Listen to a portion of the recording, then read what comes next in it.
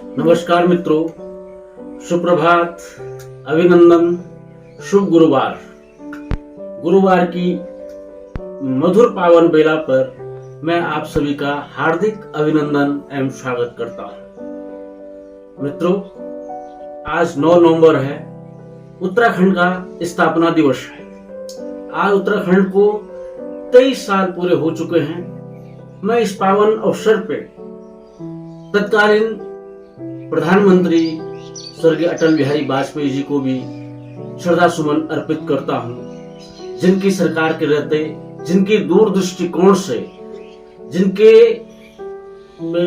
राष्ट्र को एक विकास की धारा में लाने के लिए उन्होंने जो 3 राज्यों का निर्माण किया, उसमें से उत्तराखंड भी प्रमुख है। आज उत्तराखंड 23 साल का हो चुका है।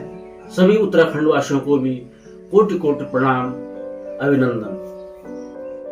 मित्रों, आज मैं आपके सम्मुख एक कहानी लेकर आया हूं। ये कहानी इस प्रकार से है।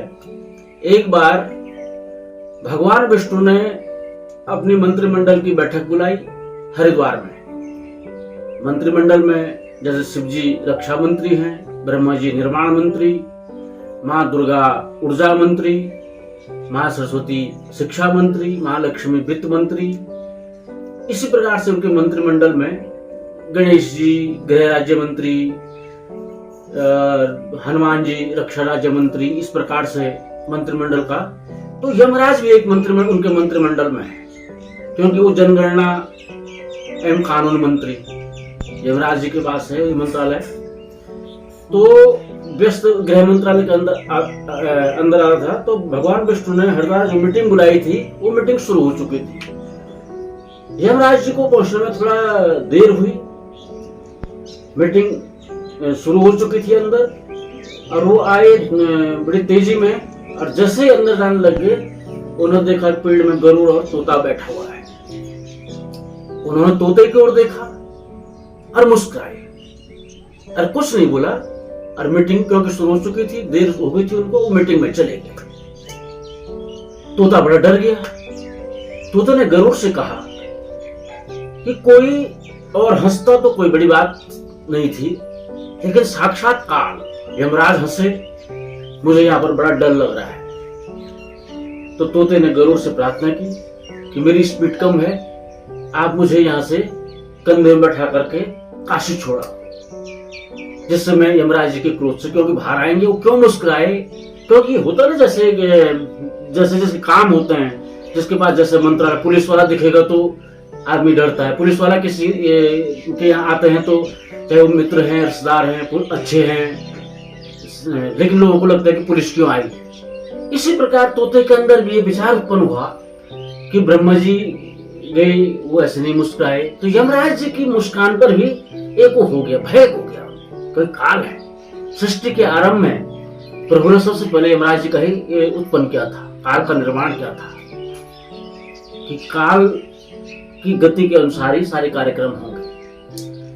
तो गरुड़ ने तोते की प्रार्थना सुन ली और कंधे में बैठाया, काशी में छोड़ करके फिर गरुड़ जी वहीं आ गए, उसी पेड़ में बैठ गए। अंदर मीटिंग खत्म हुई। यमराज जी की मीटिंग में यार उनके दिमाग में ही चल रहा था, कहाँ चूक हुई, क्या हुआ। वो बाहर आए और पेड़ की तरफ ऐसे ऐसे देखने लग गए। तो गरुड़ ने पूछा, महाराज क्या देख रहे हो, बड़े विचलित हो, क्या बात है? बोला, यार यहाँ पर एक तोता बैठा हुआ था तुम्हारे साथ, वो कहाँ गया? उसने कहा, आप मुस्कुराए, तोता डरा, उसने कहा मुझे काशी में छोड़ दो, कहीं बाहर आएंगे, वो आपसे डर गया। पर हाँ, मैं इसलिए मुस्कुराया कि यहाँ क्या कर रहा है, इसकी मौत तो आज काशी में है। मैंने अपने दूत, कागज पत्र सब वहां काशी में भेज रखे हैं। मैं इसलिए मुस्कुराया कि ये मेरी गणना में कहाँ गड़बड़ी हो गई, यहाँ पर क्या कर रहा है, इसको तो आज काशी में होना चाहिए था। तो चलो ठीक हो गया। तो कुल मिलाकर के, और तोते की मृत्यु वहां निश्चित थी, और तोता मोक्ष को प्राप्त हो गया होगा। तो कुल मिलाकर कहने का तात्पर्य ये है कि जो चीज निश्चित होती है उसका सुख क्यों? ये तो मृत्यु एक अकाट्य सत्य है और एक निश्चित है, उसका एक दिन निश्चित है। लेकिन इन सब में पशु पक्षियों में, जानवरों में, सभी प्राणियों में मनुष्य को श्रेष्ठ माना गया है। मनुष्य अपने कर्मों से, जैसे बोलते ना आउटस्टैंडिंग, किसी को किसी डिपार्टमेंट में कोई भर्ती होता है, वो जैसे फौज में कोई 10 पास भर्ती हो गया, लेकिन वो खेल में उसने बड़ा नाम कर दिया देश का। उस 10 पास वाला सिपाही आगे तो नहीं बढ़ना था उसने, लेकिन उसके अतिरिक्त कर्मों की वजह से उसने देश का नाम रोशन किया। खेल के क्षेत्र में, किसी भी क्षेत्र में उसको क्या क्या गवर्नमेंट ने पुरस्कार स्वरूप एक्स्ट्रा ऑर्डिनरी प्रमोशन दे दिया। अब ये क्रिकेट के खिलाड़ी हैं, कोई डीएसपी है, कोई एसपी है, कोई एयरफोर्स में है, जैसे वीरेंद्र सहवाग ओएनजीसी में मैनेजर हैं, धोनी एयरफोर्स में कैप्टन से ऊपर बढ़ गए होंगे।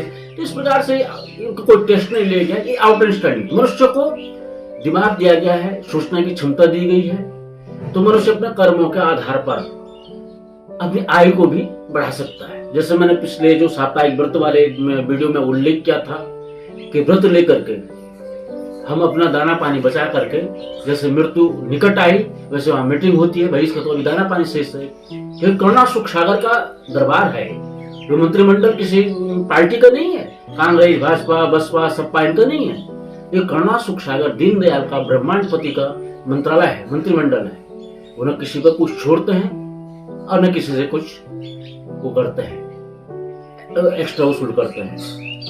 वो एक निश्चित अपने फॉर्मेट पर चलते हैं, और जिसने कुछ अच्छा कर दिया उसके लिए बहुत सारे उदाहरण है हमारे इतिहास में। कहीं कुछ जीवन जैसे सत्यवान सावित्री, सत्यवान की मृत्यु निश्चित थी, यमराज प्राण लेने आगे थे, ले जा रहे थे, लेकिन माता ने अपने तपोबल से, अपनी जिद से अपने पति के प्राण को वापस ले लिया और उन्हें अमर कर दिया। तो इस प्रकार से मनुष्य को इस प्रकार का दिया गया है। हमारे ऋषि मुनियों ने जप तप योग के माध्यम से कई सारे रिसर्च किए और हमारे सम्मुख रखे। मेरा मतलब ये नहीं है कि बड़े धार्मिक ही हो जाओ, योग और भोग के बीच संतुलन लेकर के चलना चाहिए। जैसे संसार चल रहा है, लेकिन उसके बीच बड़ी खुशी होती है। अभी तो स्वयं प्रधानमंत्री देश के या उत्तर प्रदेश के मुख्यमंत्री बड़े धार्मिक प्रवृत्ति के हैं और हिचकिचाते नहीं हैं।